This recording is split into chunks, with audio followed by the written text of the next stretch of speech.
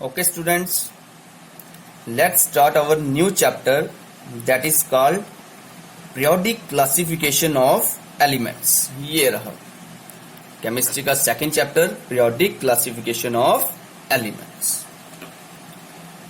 ये बड़ा ही ज्यादा इंपॉर्टेंट चैप्टर है मेरा बेटा. अब आप सोच रहे होंगे मैं हर वीडियो से पहले यही बोलता हूं कि ये बड़ा इंपॉर्टेंट चैप्टर है, बट बेटा ये वाला चैप्टर इतना इंपॉर्टेंट है कि इस चैप्टर के बिना आप केमिस्ट्री नहीं पढ़ सकते. सोचो कितना इंपॉर्टेंट होगा. इस चैप्टर में हम एक चीज पढ़ेंगे दैट इज पीरियोडिक टेबल. तो कर रहा है ना मन पीरियोडिक टेबल देखने का? तो देखो ये रहा आपके सामने पीरियोडिक टेबल. देखा मेरा बेटा, ये है आपका पीरियोडिक टेबल. बेटा ये केमिस्ट्री के लिए इतना ही जरूरी चैप्टर है जितना हमारे लिए ऑक्सीजन जरूरी है. तो सोचो कितना इंपॉर्टेंट चैप्टर होगा जिसमें हमने ये पीरियोडिक टेबल पढ़ना है. इसमें 118 एलिमेंट्स हैं मेरा बेटा. अब आप सोच रहे होंगे इतनी एलिमेंट्स याद रखेंगे, कैसे याद रखेंगे? ये तो बड़ा डिफिकल्ट काम है. तो बेटा एक एक करके सभी की प्रॉपर्टीज को याद रखना थोड़ा मुश्किल है, बट अगर हम इनको ग्रुप बना के पढ़ें, इनके ग्रुप बना दें, तो इनको पढ़ना बड़ा ही आसान हो जाता है. स्टूडेंट्स डरना नहीं है, आपके लिए इसे याद रखना बड़ा सिंपल हो गया है. सोच रहे होंगे कि कैसे? तो मैं बता दूं कि अगर हम इनको अलग अलग पढ़ें तो ये डिफिकल्ट हो सकता है, बट अगर हम इन्हें ग्रुप बना के पढ़ें तो ये सिंपल हो जाता है. जैसे आप एक ग्रोसरी शॉप पे जाते हो और वहां सारा सामान बिखरा हुआ है अगर, और मैं आपको बोल दूं कि मुझे टूथपेस्ट चाहिए, तो बेटा आपको ढूंढने में एक दिन लग जाएगा पूरा कि पता नहीं कहां पड़ा होगा. बट यही चीज अगर उस ग्रोसरी शॉप से लें जहां सब कुछ सिमेट्रिकल लगा हुआ है, और मैं आपको बोलूं कि मुझे टूथपेस्ट चाहिए, तो आप वो कॉलम, वो ग्रुप ढूंढोगे जहां टूथपेस्ट पड़ी हुई है, और वहां से आप मुझे आसानी से लाके दे दोगे. वैसे ही हम इन एलिमेंट्स को ग्रुप बना के पढ़ेंगे.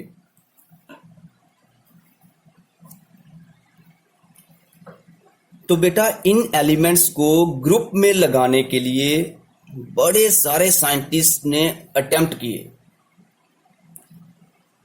बड़े सारे साइंटिस्ट आए कि मैं अरेंज करूंगा, बट हुआ क्या? सिर्फ कुछ ही साइंटिस्ट इसको थोड़ा थोड़ा करके अरेंज कर सके.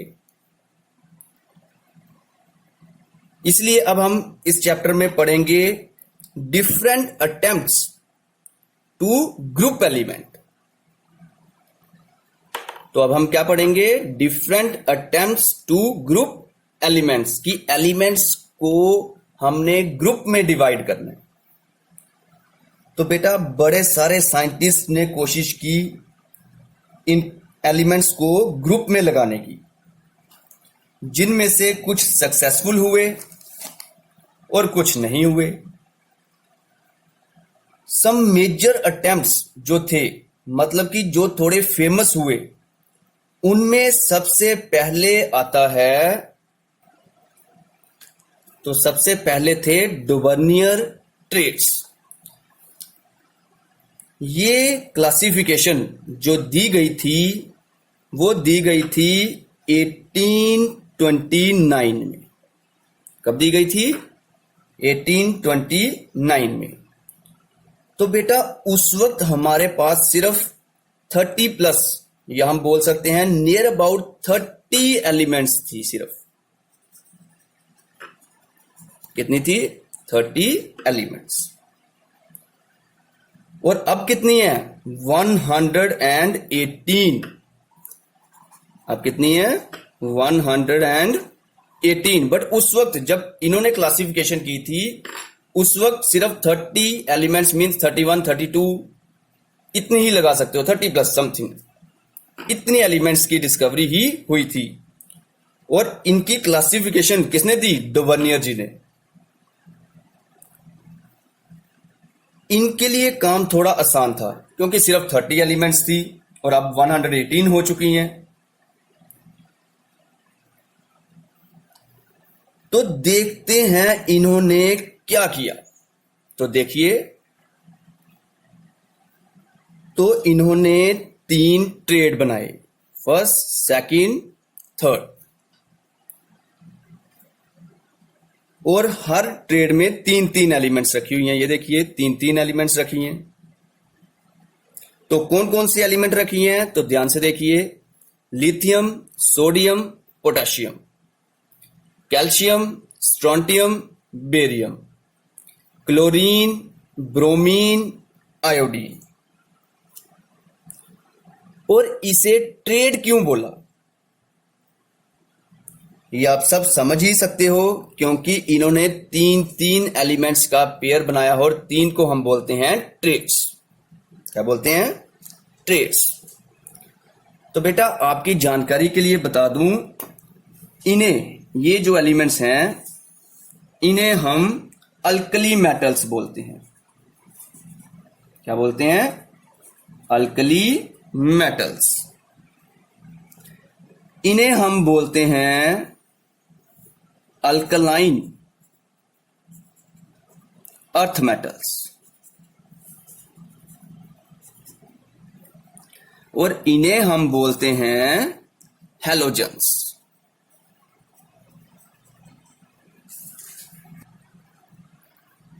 तो इन्होंने यही 3 एलिमेंट्स क्यों रखी?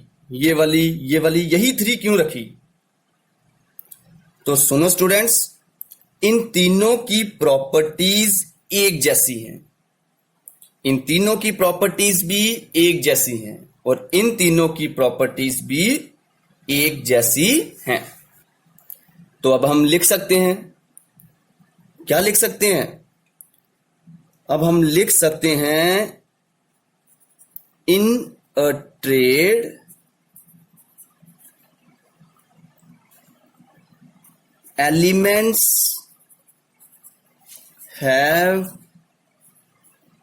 similar properties। क्योंकि इनकी प्रॉपर्टीज क्या थी? सेम। ये फर्स्ट ट्रेड था, इनमें तीनों एलिमेंट्स जो हैं उनकी प्रॉपर्टीज सेम। ये भी एक ट्रेड है, इनमें जो 3 एलिमेंट्स हैं इनकी प्रॉपर्टीज भी सेम। ये भी एक ट्रेड है, इनमें जो 3 एलिमेंट्स हैं उनकी प्रॉपर्टीज भी सेम। यही चीज अगर हम अलग अलग करके पढ़ते तो आपको 9 डिफरेंट एलिमेंट्स की प्रॉपर्टीज याद रखना पड़ती, बट ट्रेड्स बनने की वजह से अब आपको सिर्फ 3 एलिमेंट्स की प्रॉपर्टीज पढ़ना पड़ेंगी, इसकी, इसकी और इसकी। मींस लिथियम की पढ़ लोगे, सोडियम और पोटेशियम की उसी की तरह, कैल्शियम की पढ़ लोगे तो स्ट्रोंटियम और बेरियम की उसी की तरह, क्लोरीन की पढ़ लोगे तो ब्रोमीन और आयोडीन की उसी की तरह। इसीलिए ग्रुप में पढ़ना बड़ा ही सिंपल होता है मेरे फ्रेंड्स, स्टूडेंट्स, कुछ भी। क्यों? क्योंकि देखो 9 की अलग अलग पढ़ना बड़ा डिफिकल्ट हो जाता है। लिथियम की अलग से याद करनी, सोडियम की अलग से, पोटेशियम की अलग से, कैल्शियम की अलग से, स्ट्रोंटियम की अलग से, बेरियम की अलग से, क्लोरीन, ब्रोमीन, आयोडीन, इन सभी की याद रखना पड़ती है अलग अलग। बट अब क्या हुआ, अब हम एक की रखेंगे लिथियम की याद, सोडियम और पोटेशियम की उसी की तरह निकल जाएगी क्योंकि इनकी सभी की एक जैसी हैं। कैल्शियम की याद रखेंगे और स्ट्रोंटियम और बेरियम की निकल जाएंगी क्योंकि इनकी प्रॉपर्टीज एक जैसी हैं। क्लोरीन की करेंगे तो ब्रोमीन और आयोडीन की निकल जाएगी क्योंकि एक जैसी हैं। तो स्टूडेंट्स, अब मैं आपको एक इंटरेस्टिंग चीज बताता हूं इनके बारे में। उस इंटरेस्टिंग चीज से पहले मैं इनके मास लिख देता हूं, एटॉमिक मास। इसका एटॉमिक मास है 7, इसका है 23, इसका है 39, इसका है 40, इसका है 80, इसका है 137, इसका है 35.5। कितना फ्रेंड्स? 35.5। इसका 80 और इसका 127। तो स्टूडेंट्स, पहले इस पेयर की बात करते हैं। देखो, इसका एटॉमिक मास 7 है, इससे कम। इसका 23 है, इससे कम। इट मींस इसका है लीस्ट, इसका है उससे थोड़ा ज्यादा, और ये है इनमें सबसे हाई, जिसका एटॉमिक मास सबसे हाई है। अब हम इसके मास, लिथियम के मास और पोटेशियम के मास की बात करें। इसका है 7 और इसका है 39। और अगर हम इनको कर दें एड अप और डिवाइड कर दें 2 से, तो क्या आंसर आता है देखना जरा। 39 एंड 7 46 डिवाइडेड बाई 2, और काट के कितना आया? 23। वो तो सेंटर वाली का मास था, देखो 23। इससे हमें क्या पता चला कि फर्स्ट और थर्ड वाली एलिमेंट का अगर हम अर्थमेटिक मीन निकालें। अर्थमेटिक मीन पता है मेरा बेटा? अर्थमेटिक मीन कैसे निकालते थे? जितनी एलिमेंट्स का निकालना हो उनका मास हम प्लस करते हैं divided by number of elements. जैसे इधर 2 एलिमेंट्स की बात हो रही थी, लिथियम और पोटेशियम की, तो इनका अर्थमेटिक कैसे निकलता? इन दोनों का सम डिवाइडेड बाय 2। वही किया तो कितना आया? 23, जो कि किसका था? सेंटर वाली का। वैसे ही जब हम इसका निकालेंगे तो वो इस सेंटर वाली का बनेगा, इसका निकालेंगे तो इस सेंटर वाली का बनेगा। हो सकता है थोड़ा सा आगे पीछे हो जाए, बट नियर अबाउट उसी के इक्वल है।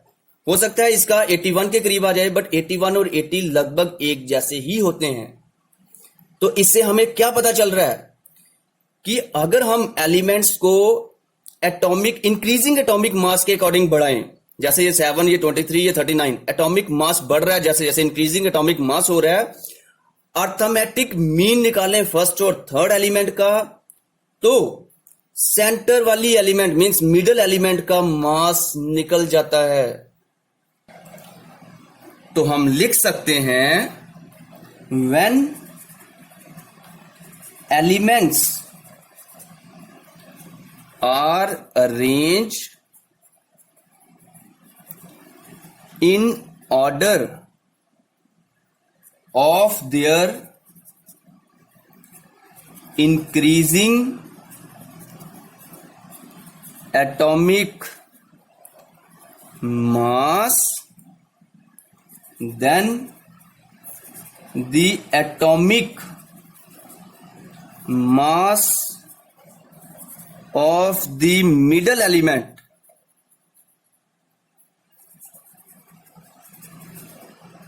is the arithmetic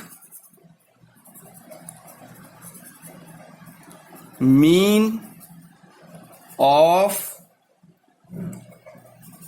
other 2 elements. Means कि अगर हम एलिमेंट्स को अरेंज करें in order of their increasing atomic mass, कि एटॉमिक मास जैसे जैसे इंक्रीज होगा उसके अकॉर्डिंग अगर हम अरेंज करें, then the atomic mass of middle element, जबकि उसे क्या होगा कि जो मिडल एलिमेंट का एटॉमिक मास है वो क्या बन जाएगा? Arithmetic mean of other 2 elements. जो बाकी 2 एलिमेंट्स हैं उनका अर्थमेटिक मीन निकाल के मिडल वाली एलिमेंट का क्या बन जाएगा? Atomic mass. ये इसका लॉ भी है, किसका? डोबर्नियर लॉ। तो मैं इसको लिख देता हूं, डोबर्नियर लॉ।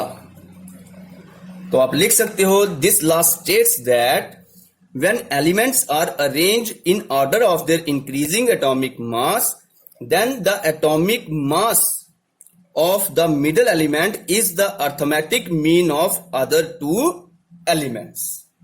इससे आपको लर्न करने में भी आसानी होगी। तो बेटा पता चला क्या था डुवर्नियर लॉ और क्या था डुवर्नियर ट्रेट्स। तो बेटा अब मैं आपकी नॉलेज के लिए बता दूं कि ये लॉ बाद में फेल हो गया, ये नहीं चला लॉ। क्या रीजन होगा कि ये फेल हो गया? सोचो सोचो। तो देखो इसमें सिर्फ 9 ही एलिमेंट्स की बात हुई है और उस वक्त कितनी एलिमेंट्स थी?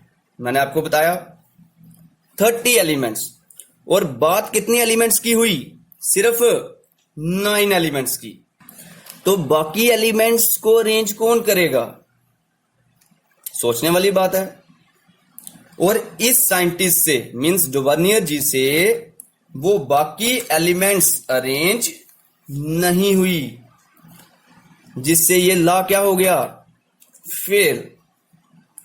अब जो किन कारणों से ये फेल हुआ वो बन जाएंगी इसकी limitations.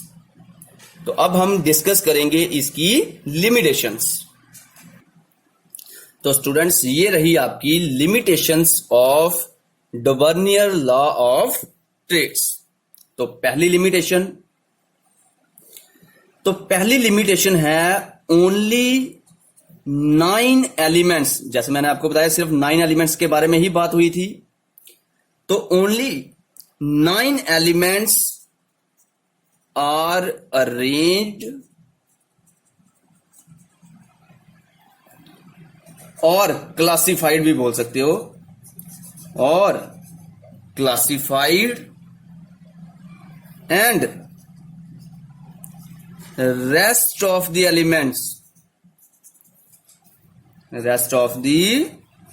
Elements are not arranged. तो जो बाकी वाली एलिमेंट्स थी वो अरेंज नहीं की इसने। तो बेटा देखो बाकी एलिमेंट्स अरेंज भी करनी थी जो नहीं हुई, जिसके कारण ये क्या हो गया? फेल हो गया। फिर और बहुत साइंटिस्ट ने ट्राई किया अरेंज करने के लिए, बट डुवर्नियर जी के बाद जिनका और थोड़ा सक्सेसफुल हुआ वो थे न्यूलैंड। क्या नाम था उनका? न्यूलैंड। और उनके लॉ का नाम था न्यूलैंड लॉ ऑफ ऑक्टेव। अब इंटरेस्टिंग चीज ये है कि ऑक्टेव क्या है। तो बेटा सारे गमा पा धा निसा सुना होगा, सरगम, बस उसी के रिलेटेड है थोड़ा, इसलिए उन्होंने अपने लॉ को नाम क्या दिया? Newland law of octave. तो अब हम पढ़ेंगे न्यूलैंड लॉ ऑफ ऑक्टेव्स। तो बेटा ये जो लॉ है ये दिया गया था 1866 में। कब? 1866। और बेटा उस वक्त तक 56 एलिमेंट्स डिस्कवर हो चुकी थी। कितनी एलिमेंट्स? 56 एलिमेंट्स। डुवर्नियर जी के टाइम में सिर्फ कितनी थी? 30 के करीब। और जब न्यूलैंड जी ने अपना लॉ दिया उस वक्त तक डिस्कवरी हो चुकी थी 56 एलिमेंट्स की। तो बेटा इन्होंने इस तरह से ये टेबल बनाया। तो वो टेबल मैं आपको दिखाने लगा। तो बेटा ये है न्यूलैंड जी का टेबल, जिसमें सबसे फर्स्ट एलिमेंट है हाइड्रोजन और लास्ट वाली है थोरियम। इस टेबल में उस वक्त की 56 एलिमेंट्स हैं। तो बेटा सबसे पहले हमने देखना है कि इसमें एलिमेंट्स किस टाइप से अरेंज की गई हैं। तो बेटा देखो इसमें एटॉमिक मास का यूज किया गया है। देखो हाइड्रोजन का मास जो है वो कम है, लिथियम का उससे ज्यादा, ये देखो ये बढ़ रहा है।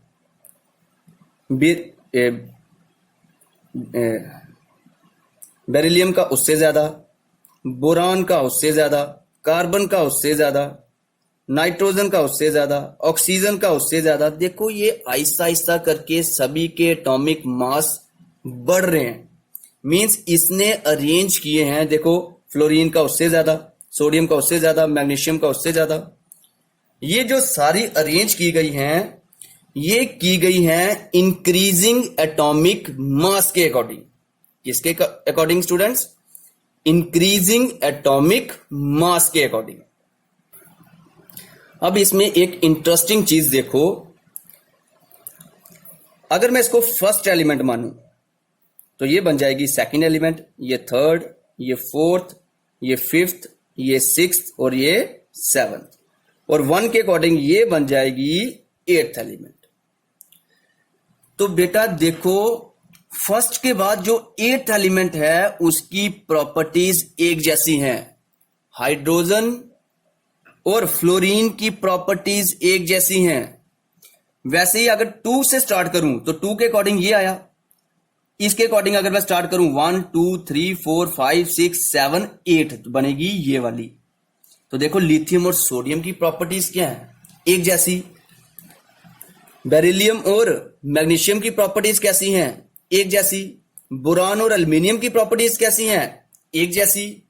वैसे ही अगर मैं इधर ले लूं, इससे शुरू करूं, अगर मैं इसको 1 मानता हूं, इसको 2, इसको 3 4 5 6 7, तो इसके अकॉर्डिंग 8 कौन है? ये देखो फ्लोरीन और क्लोरीन की प्रॉपर्टीज क्या है? एक जैसी। इसीलिए जैसे सरगम सुनिए ना आपने, वहां भी 8th नोट जो होता है वो एक जैसा होता है। जैसे सा, रे, गा, मा, पा, दा, नी, और फिर से कौन आता है? सा। देखो अगर मैं इसको 1 मानूं, 1 2 3 4 5 6 7 और 8th पे कौन सा आया? फिर से सा। देखो इनकी प्रॉपर्टीज एक जैसी हैं। वैसे ही इसने भी क्या किया था, मींस इन साइंटिस्ट ने भी क्या किया था, फर्स्ट और 8th एलिमेंट की प्रॉपर्टीज एक जैसी बन रही थी, इसलिए इन्होंने अपने इस टेबल को या इस लॉ को ऑक्टेव्स के नाम से फेमस किया। क्योंकि जैसे सरगम में 8th एलिमेंट की प्रॉपर्टीज, 8th नोट की प्रॉपर्टी एक जैसी होती है, वैसे ही इधर एलिमेंट्स में भी फर्स्ट के बाद जो 8th नंबर पे आएगा उसकी प्रॉपर्टीज भी क्या थी? एक जैसी। इस टेबल से हमें बड़ा ज्यादा फायदा हुआ। अब कैसे? ध्यान से देखो, अगर हमें इसकी प्रॉपर्टीज पता चल जाए हाइड्रोजन की, तो ये बाकी सभी की प्रॉपर्टीज हमें पता चल जाएंगी। इधर लिथियम की पता चल गई तो नीचे वाले सभी की पता चल जाएगी। वैसे करके हमें प्रॉपर्टीज मिलती जाएंगी। हमने सिर्फ कितनी लर्न करनी थी? 1 2 3 4 5 6, सिर्फ 7 एलिमेंट्स की, और बाकी हमें सभी की मिल जाएगी।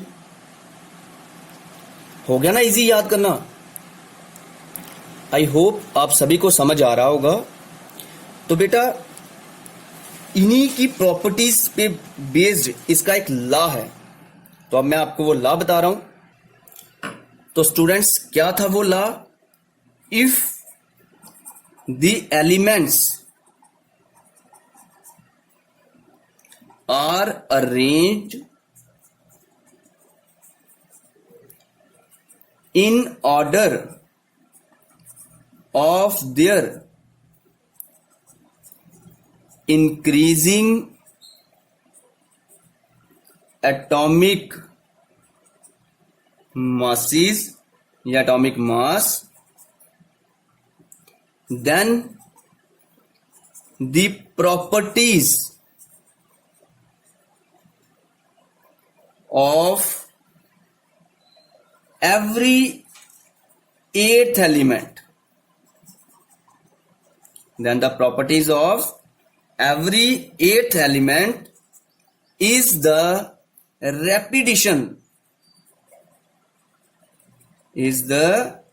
repetition of first element। कि जो भी 8th एलिमेंट होगी उसकी प्रॉपर्टीज रिपीट होंगी किसकी तरह? फर्स्ट एलिमेंट्स और starting element element. Starting element means जहां से हमने स्टार्ट किया होगा। तो बेटा जैसे सरगम में सा के बाद सा आता था, वैसे ही एट्थ नोट के बाद, वैसे ही एट्थ एलिमेंट के बाद प्रॉपर्टीज क्या हो रही हैं? रिपीट। तो न्यूलैंड हमें बताते हैं कि एलिमेंट्स की प्रॉपर्टीज भी एट्थ एलिमेंट के साथ मैच करती है। ये ऑक्टेव वर्ड उसी से कंपेयर करके लिखा है।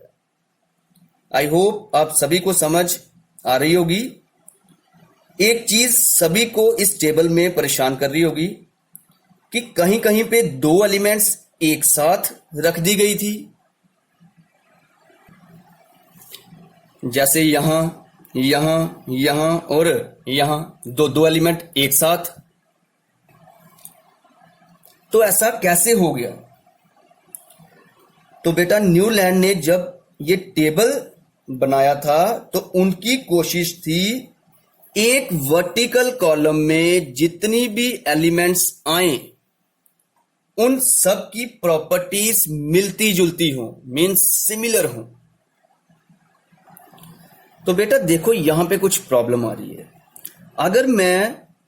अगर वो निकल को इधर लिख देते तो कॉपर इधर नहीं रहना था, कॉपर इधर चले जाना था, जिंक इधर चले जाना था, ये वाला इधर, ये वाला इधर, ये वाला इधर और ये वाला उठ के आ जाना था इधर। तो इससे क्या होता? तो इससे वर्टिकल कॉलम में जो एलिमेंट्स हैं उनकी प्रॉपर्टीज सिमिलर नहीं रहती और उनका मेन फोकस था कि वर्टिकल कॉलम में जो भी एलिमेंट्स आए उनकी प्रॉपर्टीज मिलती जुलती हो। अब ये वाली एलिमेंट इधर आ जाती तो ये प्रॉपर्टीज मैच ही नहीं करनी थी, ये वाली इधर चली जाती तो इनकी मैच नहीं रहनी थी, ये इधर चली जाती तो इनकी मैच नहीं रहनी थी।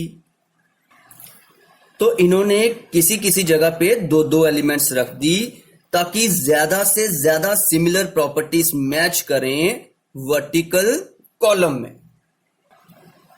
तो किसी किसी जगह इनका एक साथ होना लॉजिकल भी है क्योंकि इनकी प्रॉपर्टीज भी क्या है? एक जैसी। ये देखो इनकी प्रॉपर्टीज एक जैसी थी, मैच कर रही थी, तो ये लॉजिक भी था कि इनको एक ही वर्टिकल कॉलम में डाल दिया जाए। इसीलिए उन्होंने किसी किसी जगह पे दो दो एलिमेंट्स रख दी ताकि ज्यादा से ज्यादा सिमिलर प्रॉपर्टीज मैच करें। तो स्टूडेंट्स अब मैं आपकी इंफॉर्मेशन के लिए बता दूं कि ये टेबल भी मींस ये लॉ भी बाद में क्या हो गया? फेल। अब आप सोच रहे होंगे कि ये फेल क्यों हो गया, तो आओ मैं बताऊं ये फेल क्यों हो गया।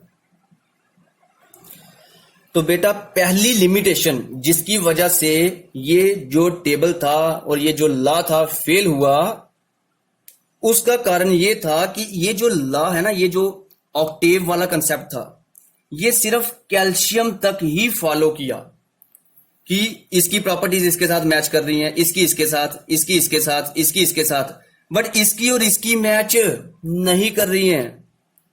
और इन्होंने क्या बोला था? एट एलिमेंट के बाद क्या होगा?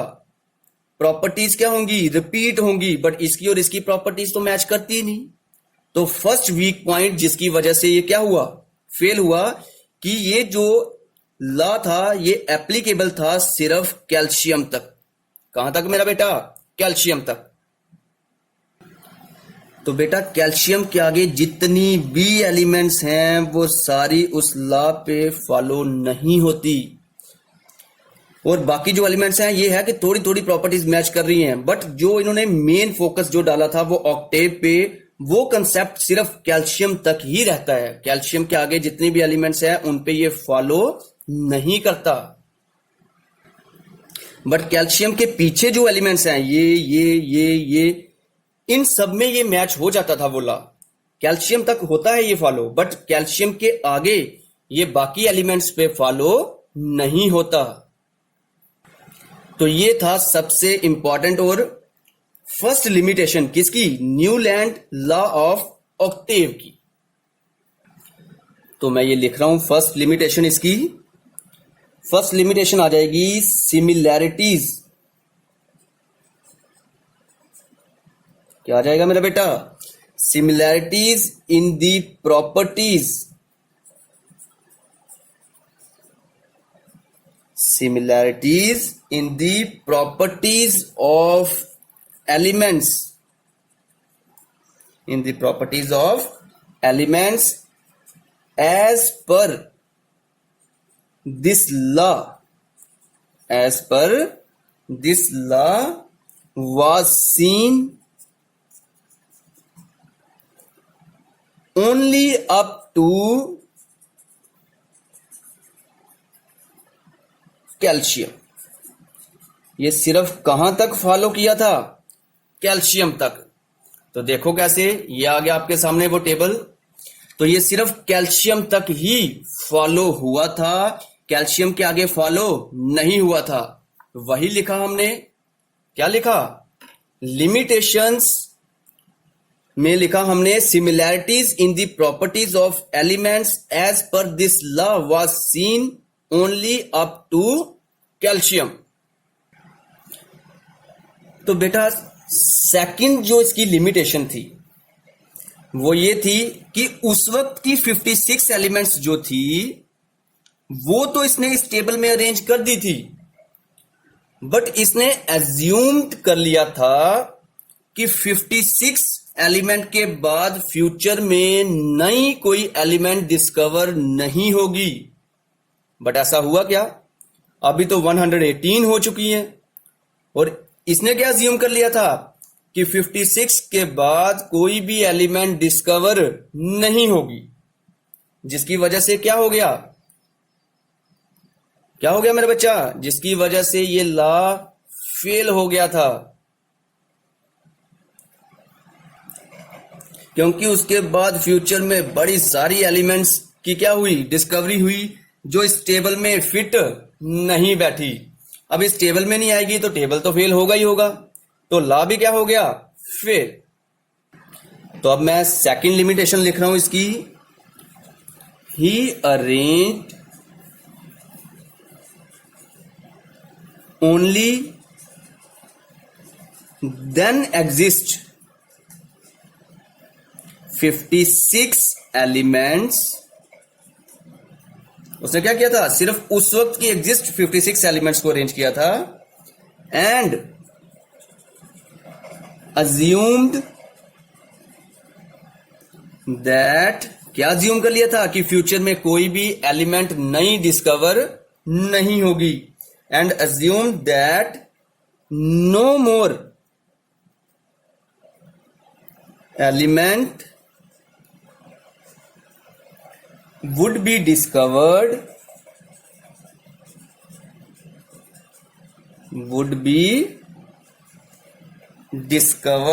in future, कि फ्यूचर में कोई भी एलिमेंट डिस्कवर नहीं होगी।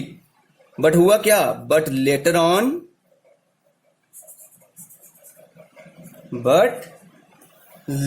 On many new elements were discovered. Many new elements were discovered that did not fit, जो क्या नहीं बैठी? That did not fit, उस टेबल में फिट नहीं बैठी। into the टेबल, उस टेबल में फिट नहीं बैठी। अब थर्ड लिमिटेशन। तो थर्ड लिमिटेशन देखिए कि ये जो कोबाल्ट और निकल एक कॉलम में डाल दिए थे इन्होंने, उसकी प्रॉपर्टीज ब्रोमीन के साथ तो मैच करती नहीं। इनकी प्रॉपर्टीज और ब्रोमीन की प्रॉपर्टीज टोटली क्या है? डिफरेंट। बट फिर भी क्या है? ये एक ही वर्टिकल कॉलम में डाल दिया हुआ है, जिसकी वजह से ये टेबल क्या हो गया? फिर से फेल। मींस एक और रीजन था जिसके पीछे ये क्या हुआ? फेल। तो बेटा वही लिख रहा हूं, Newland placed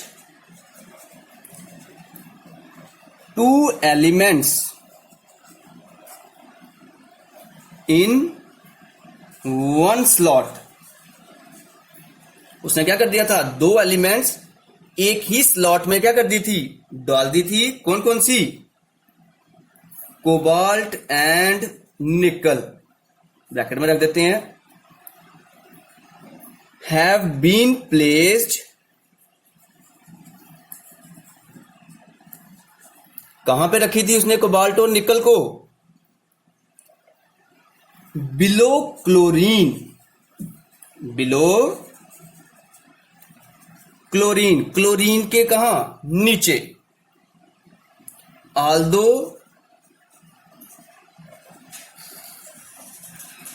there properties, although their properties are quite different, जबकि उसकी प्रॉपर्टीज उनसे क्या थी? बिल्कुल अलग। देखो इन्होंने क्लोरीन के नीचे रखा था, ये आ गया आपका टेबल। देखो ये क्लोरीन के नीचे इन्होंने इसको रख दिया था, जबकि क्लोरीन की प्रॉपर्टीज टोटली अलग हैं और कोबाल्ट निकल की प्रॉपर्टीज अलग। नीचे वाले के साथ कंपेयर करें तो ब्रोमीन की प्रॉपर्टीज अलग और इन दोनों की प्रॉपर्टीज अलग, जिसकी वजह से ये क्या हो गया? मींस ये इसकी क्या बन गई? एक लिमिटेशन। तो बेटा अब हम डिस्कस करेंगे फोर्थ लिमिटेशन इसकी, बट उससे पहले मैं आपको एक छोटी सी रिक्वेस्ट करना चाहता हूं कि इस वीडियो के नीचे रेड कलर का सब्सक्राइब बना होगा, उसे क्लिक कर देना। उसे क्लिक करके एक छोटी सी बेल बनेगी, बेल को क्लिक करके ऑल पे क्लिक कर देना, इससे मेरी हर वीडियो आप तक डायरेक्टली पहुंच जाएगी। अब हम डिस्कस करेंगे अपना fourth point, means fourth limitation. तो बेटा फोर्थ लिमिटेशन जो मेन थी वो क्या थी? इसमें नोबल गैसेस के बारे में कोई कंसेप्ट नहीं है और इन्होंने बोला था फ्यूचर में वो एलिमेंट्स भी डिस्कवर नहीं होंगी, और अब आपको पता है वो नोबल गैसेस आ चुकी हैं और वो यहां पे फिट नहीं बैठेंगी, और अगर फिट करें तो ये टेबल पूरा क्या हो जाएगा? खराब। तो यही वो फोर्थ पॉइंट था जिसकी वजह से ये टेबल या और ये लॉ क्या था? फेल हो गया था। तो वही फोर्थ पॉइंट लिखने लगा मैं अब। तो फोर्थ पॉइंट था discovery of noble gases, discovery of noble gases and their inclusion, means उनको इंक्लूड करना अंदर, and their inclusion in the table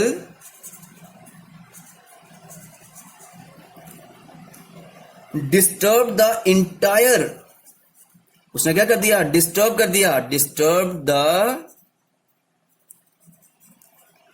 entire arrangement, जो भी अरेंजमेंट उन्होंने टेबल में किया था, एंटायर अरेंजमेंट एंड, और क्या डिस्टर्ब कर दिया? And disturb